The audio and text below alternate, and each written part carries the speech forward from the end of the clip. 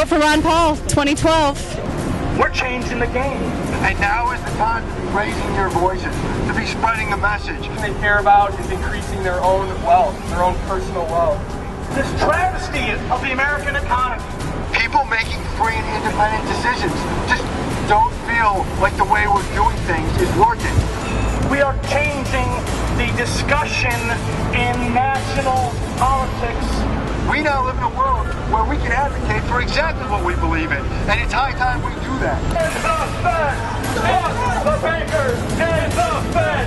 Fuck the bankers! And the Fed! The United States can pay any debt it has because it can always print money to do that. And the Fed and the wars. On Friday, we learned that the United States received a downgrade by one of the credit rating agencies. I'm holding a sign here that says our 14 trillion national debt. See, and a lot of people, they don't understand this. They don't understand how this affects them because they look at it and they say, well, this is not my debt. Well, you see, they're absolutely right. It's not their debt.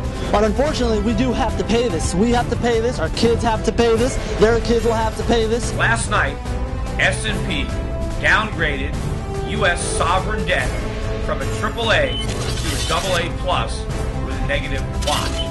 Ron Paul is the only candidate who talks of anything to do with the Federal Reserve. We need to stop killing people with fake money.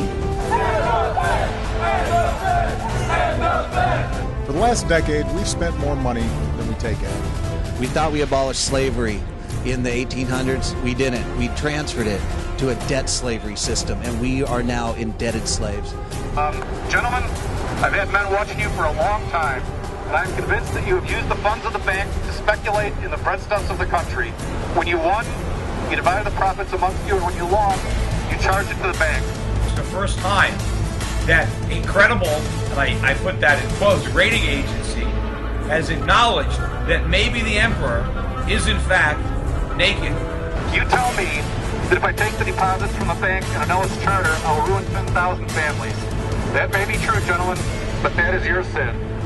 Should I let you go on, you'll ruin 50,000 families, and that would be my sin. We need real change. We need Ron Paul. We need to end the Federal Reserve for liberty. End the Fed!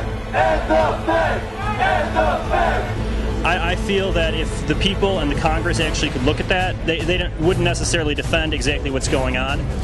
But instead of using it to pay off our debt, the money was spent on trillions of dollars in new tax cuts, while 2 wars and an expensive prescription drug program were simply added to our nation's credit card. Spreading the message about Ron Paul, spreading the message about peace, prosperity, and liberty. And if you care, if you want to stand up and do something and not just sit on the sidelines on your computer, every Sunday, 2 o'clock, Water Tower Park, without fail, we will be there spreading the message. The Federal Reserve bailed out a foreign bank that was a third owned by Gaddafi. The Federal Reserve encouraged risky housing loans during the 90s, and the Federal Reserve has destroyed the value of our dollar.